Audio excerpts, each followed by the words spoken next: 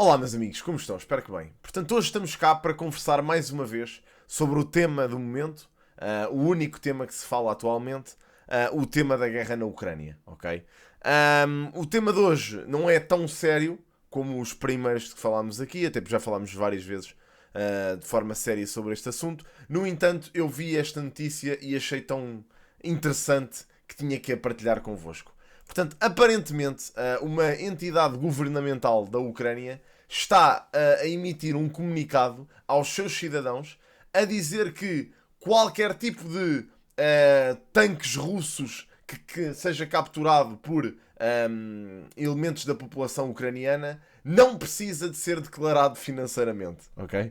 Portanto, a Agência Nacional de Proteção contra a Corrupção da Ucrânia, a NAPC, NAPC, fez um statement a dizer que qualquer tipo de tanque declarado por cidadãos ucranianos capturados ao exército russo não necessita de ser declarado. Eles explicaram que basicamente este tipo de material não envolveu nenhuma transação, ou seja, não foi vendido. Portanto, foi aliás, eles, e no comunicado está escrito, que este material foi apreendido por causa das agressões da Federação Russa ao povo ucraniano e, como tal, o povo ucraniano tem o direito de confiscar esses tanques e ficarem com eles. É engraçado, giro, um pouco de humor no meio desta cena toda do governo ucraniano. E isto não é a primeira vez que se vê. Vocês até podiam alegar, é Pauchi, mas isso quem é que é o cidadão comum que captura um tanque? Têm vindo vários vídeos a surgir nos últimos dias de pronto, agricultores ucranianos a capturarem tanques com tratores. Ok? Portanto, eles prendem os tanques aos tratores e puxam os tanques para casa com os tratores. Pá, eu achei fascinante, ok? São memes, apesar desta situação ser horrível, como é lógico. Têm surgido montes de memes destes, de ucranianos a levarem tanques com tratores. E então esta lei está precisamente prevista para ser aplicada nestas situações em que estes ucranianos que levam os tanques não precisam de os declarar, ok? Não têm que se preocupar eventualmente com o possível IRS absurdo que iriam pagar ao final do mês, porque ao final do ano, porque os tanques não contam para este cálculo, ok? Portanto, podem estar descansados, não é necessário declarar tanques que o fisco não vai atrás de vocês.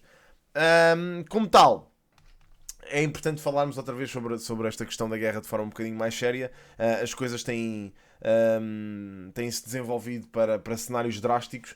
Imensas cidades ucranianas têm sido prejudicadas por causa desta guerra. Imensas arrasadas, milhares de pessoas deslocadas, milhares de pessoas morreram, inclusive crianças. Pá, é muito, muito preocupante este cenário. Muito devastador. Penso que a Europa está, como é lógico, com a Ucrânia naquilo que pode. Tem havido imensos países a doarem munições, equipamentos, armamento. Pá, e pronto, e temos feito aquilo que é possível sem causar uma terceira guerra mundial, como é lógico. A Rússia tem sofrido sanções duras a nível económico. Já houve testemunhos de russos que dizem que a Rússia está completamente a colapsar. Tem sido um caos absurdo, manifestações por todo lado, as pessoas não estão felizes, o povo russo não está feliz e isso pode ser o princípio do fim desta guerra, ok? Vamos esperar, vamos aguardar. Esta guerra pode ter, e ainda não se percebeu muito bem quais é que foram os motivos, apesar pronto, dos motivos obviamente que estão à vista todos, ou daqueles que o Putin deu numa declaração oficial. Obviamente dizem que podem haver motivos escondidos e eu também concordo, penso que a libertação das províncias de Donetsk e de Lugansk não pode ser a única razão para esta invasão em larga escala. Tem que haver alguma coisa por trás. Uma das coisas que se diz ser a razão desta invasão é também a libertação dos diques, das represas que seguram o rio Dnieper, não sei muito bem o nome do rio, peço desculpa se estiver enganado. Mas é um rio que atravessa basicamente a Ucrânia ao meio e que, por consequência, vai parar, ou estava a ir parar à Crimeia, enquanto a Crimeia foi ucraniana, e entretanto, quando os russos ocuparam a Crimeia, a Ucrânia construiu uns diques para segurar a água do rio, e não o deixar passar até à Crimeia, e a consequência disso foi que a Crimeia passou novamente a ser uma região árida sem água. E mais de 2 milhões de pessoas que vivem na Crimeia atualmente são afetadas por esta crise de água. A Rússia gastou bilhões de euros, ou neste caso, pronto, da currency deles, do rublo, ou do rublo, para tentarem desviar ou tentarem unir o território de mainland Russia à Crimeia, portanto tentaram fazer ali umas pontes, etc., mas não conseguiram resolver essa situação e, como tal, a Crimeia continua a ser afetada anualmente por estas secas enormes e por esta falta de água, ok? Portanto, uma das razões pode ter sido esta, dos russos tentarem invadir a Ucrânia para conseguirem destruir estas represas. Houve notícias a dizer que eles já tinham destruído as represas, houve outras notícias a dizerem que afinal não, que era tudo mentira, que tinha sido só o exército russo que tinha inventado essa situação e que o dique continuava lá. Mais do que isto, obviamente existe a questão do gás, o gás natural, as reservas de gás natural, que existem na Ucrânia também, é um dos países onde mais existem reservas de gás natural, e que já tinha feito um contrato com a Shell há uns anos atrás, e entretanto, por causa da invasão da Crimeia, a Shell acabou por desvincular esse contrato, acabou por cancelar o contrato, até porque grande parte dessas reservas encontram-se exatamente ali na volta, ali na região da Crimeia. O que é que isso pode querer dizer? Isso basicamente era uma ameaça caso a Ucrânia entrasse para a União Europeia ou a Ucrânia entrasse para a NATO.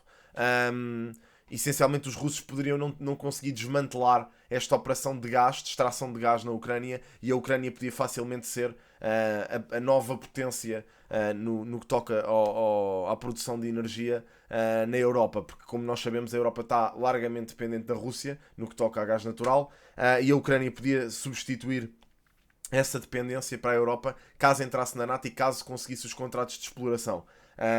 Coisa que não aconteceu devido à invasão russa. Portanto, como tal, eu penso que isso possa ter sido uma das razões, uma razão económica, porque obviamente a Rússia, sem a questão energética, é um país que vai muito abaixo, perde muito enquanto potência mundial. É isso que também potencia que a Rússia seja uma superpotência, é o facto de ter esta questão energética associada. Se não tivesse esta questão energética associada, pelo menos do lado europeu, as coisas enfraqueceria certamente a Rússia.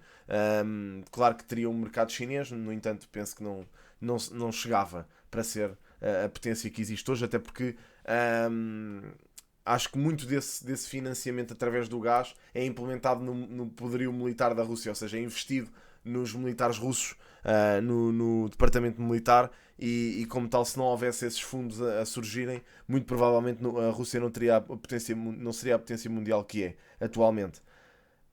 Posto isto, pá, não sabemos verdadeiramente quais são as razões, existem outras. Existe também a questão geopolítica ali da área. Se houvesse uma invasão ao território russo por parte da NATO, ou vice-versa, por parte, neste caso, da Rússia, seria sempre ali pelo vale que existe ali no meio. Há uma passagem muito estreita, um vale ali na Ucrânia, que é plano o suficiente para fazer uma invasão na Europa. Isto já tinha sido falado aqui há uns anos atrás, por causa no pós-guerra, na questão da Guerra Fria. A Rússia tinha um plano de, salvo erro, 12 dias ou 11 dias para tomar a Europa de assalto, e pá, era um plano mirabolante que eles tinham, que passava justamente por esse vale. E eu penso que essa posição é extremamente estratégica no que toca à defesa nacional da Rússia. Portanto, eles querem mesmo esse território, e enquanto a Ucrânia se mantivesse neutra, ou se mantivesse a favor da Rússia, esse cenário podia ser, estava mais do lado dos russos, eles não precisavam de se preocupar. Neste caso, como a Ucrânia se tem mantido nos últimos anos, pelo menos, mais pró-Europa, isso preocupa a Rússia e pode ser visto como uma segurança, como uma falha na segurança nacional. Pronto, e essencialmente é isto, pá. São estas razões. Vamos ver quais é que são os contornos e quais é que são os desenvolvimentos nos próximos tempos. Vamos ver. É a única coisa que podemos fazer. Espero que esta guerra pare o mais rápido possível. Existem imensas pessoas a sofrer com isto, por interesses alheios aos cidadãos comuns, e como tal isso devia ser resolvido. Mas pronto, vamos aguardar.